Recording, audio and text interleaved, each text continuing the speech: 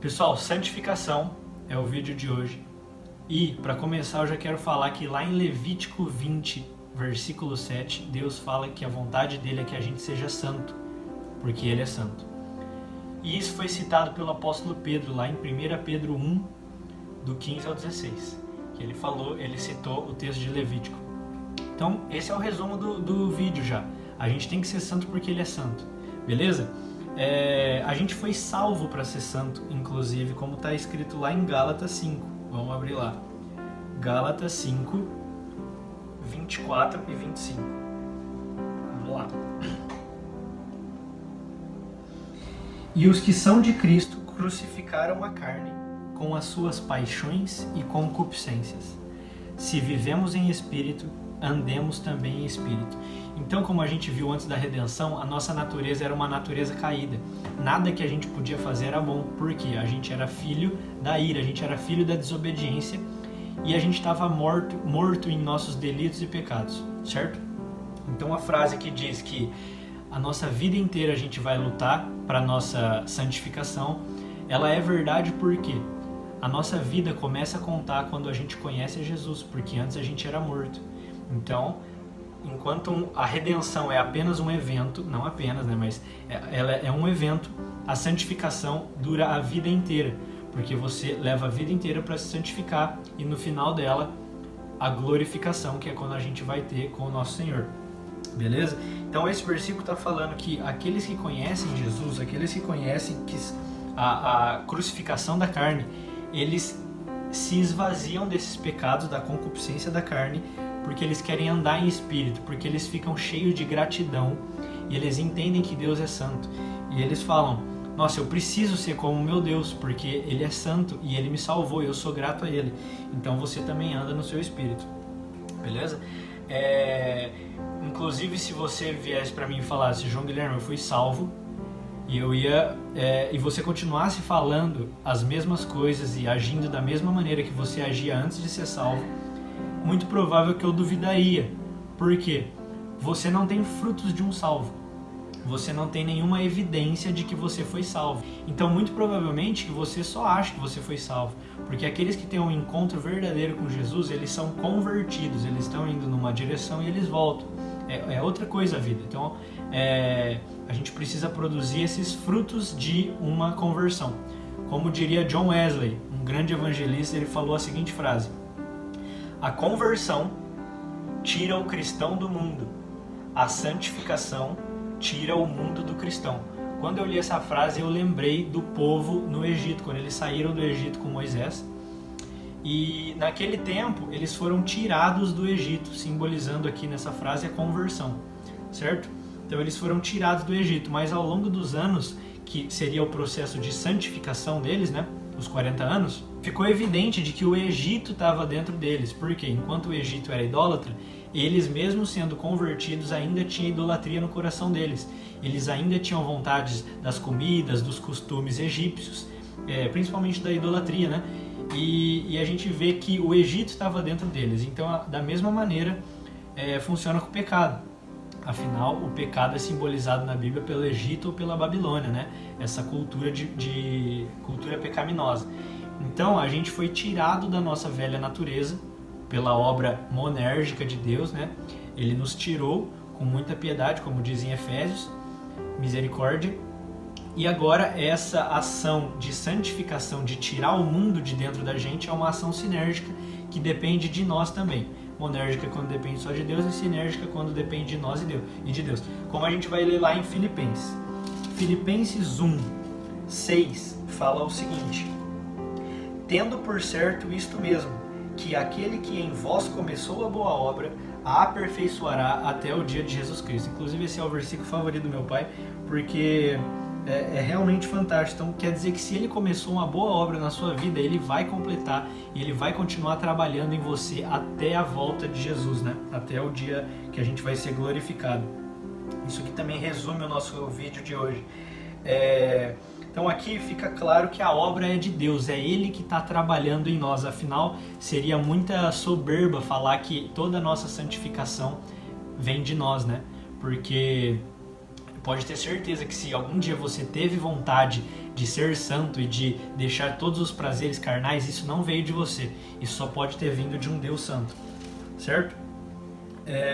Mas aí a gente fala, será que é uma obra só de Deus? Então vamos mais um capítulo para frente, que está lá em Filipenses 2,12, que fala o seguinte: de sorte que, meus amados, assim como sempre obedecestes, não só na minha presença, mas muito agora na minha ausência, assim também operai a vossa salvação com temor e tremor. O que quer dizer operar a salvação? Quer dizer aquilo que eu falei sobre a evidência de um salvo. Então, quando você foi salvo, mostre e opere essa salvação. Então, a salvação é um presente para você ser santo. Ela te convida a ser santo. Então, uma vez que você teve esse encontro com Deus, você fica cativado por a beleza de um Deus poderoso, mas mesmo assim misericordioso e justo também. E você quer operar essa salvação, você quer conhecer cada vez mais sobre essa obra da salvação, principalmente com frutos e se parecendo com aquele que te salvou. Lá em 1 Tessalonicenses 4, fala o seguinte, 4:3 fala o seguinte: porque esta é a vontade de Deus, a vossa santificação, que vos abstenhais da fornicação. Então a vontade de Deus é que nós continuemos a buscar a santificação e nos parecer com Jesus, beleza? E lá em Efésios, vamos lá para Efésios, lá em Efésios 4, do 11 ao 15, fala o seguinte: ele mesmo deu uns para apóstolos, outros para profetas, outros para evangelistas, pastores e doutores, querendo o aperfeiçoamento dos santos, para a obra do ministério, para a edificação do corpo de Cristo, até que todos cheguemos à unidade da fé e ao conhecimento do Filho de Deus, a homem perfeito, à medida da estatura completa de Cristo. Então, o que acontece? Todos esses ministérios apontados aqui, e tanto outros lá em Coríntios, como o dom de exortar, o dom de amar, de servir, todos esses dons devem ser para nos santificar e também santificar os nossos irmãos. Então, por exemplo, se você é movido por Deus mediante uma profecia, a profecia deve motivar o seu irmão ou ensiná-lo como ser santo, nunca contrário a isso, é óbvio. Então, por exemplo, o dom de exortar. O dom de exortar, você deve fazer uma exortação para que aquela pessoa possa se arrepender de um pecado e se tornar santa. Se você está orando ou tem o dom de servir, que isso seja para que as pessoas atinjam a santificação e, muito mais profundo, né, a unidade e a estatura completa de Cristo. Muito profundo isso aqui. E a Bíblia deixa sempre claro que a gente vai lutar isso até o fim da vida. Afinal, o apóstolo Paulo, depois de anos convertido e com uma luta absurda contra o pecado, ele ainda falava que as coisas que ele não queria fazer, ele fazia. Então, isso é uma luta que, se você, com certeza você trava, né? E eu também. E a gente vai ter até o final dos tempos, onde a gente vai ser glorificado. Beleza?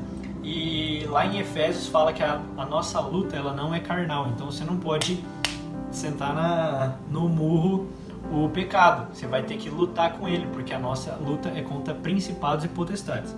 Como que funciona isso? Com oração, com jejum e com leitura bíblica. E com a comunhão dos nossos irmãos, né?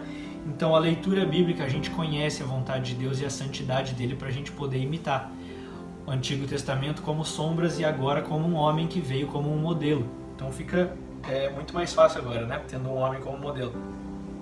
A oração, porque a gente pode se comunicar com Deus, e isso também fica muito mais fácil, ele pode nos ajudar nessa conversa.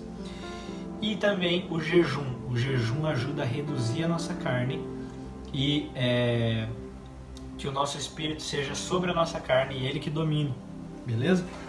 Quando eu estava pensando nesse vídeo, eu pensei em algo para ficar mais didático, eu pensei na minha mesa aqui, porque quando eu vou limpar essa mesa, ela tá com poeira, eu passo um pano e ela fica bem limpa, né? Ela fica bonitinha.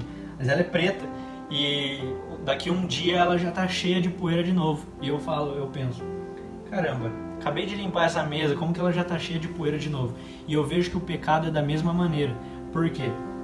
com o pecado, você acha que você lutou o suficiente, pronto, ele tá limpo, não tem mais dificuldade. Mentira, ele vai voltando, ele vai querendo voltar, né? Mas cabe a nós todos os dias nos esvaziarmos e sempre buscar a santificação e a limpeza, beleza? E quem nos limpa é o Senhor Jesus Cristo. Então você vai ver muitos homens de Deus usados muito mais do que a gente, muito mais do que eu, muito mais do que você. E por quê? Porque essa pessoa ela se reduziu e ela se esvaziou, se santificou. Então vamos ver o apóstolo Paulo, ele fala que ele completou a carreira, ele fala que ele reduzia o corpo dele à escravidão, para que ao pregar aos outros ele não venha a ser desqualificado. Então olha que luta bonita, né? Você vê um cara que ele guardou a fé, ele completou a carreira, mas ele sempre falava, eu estou lutando, eu estou esmurrando meu corpo, eu estou buscando a Deus. Então olha o tanto que ele foi usado. E isso, como eu disse, é uma ação sinérgica, depende do quanto a gente está disposto a se renunciar para que Deus possa ser completo em nós. Então,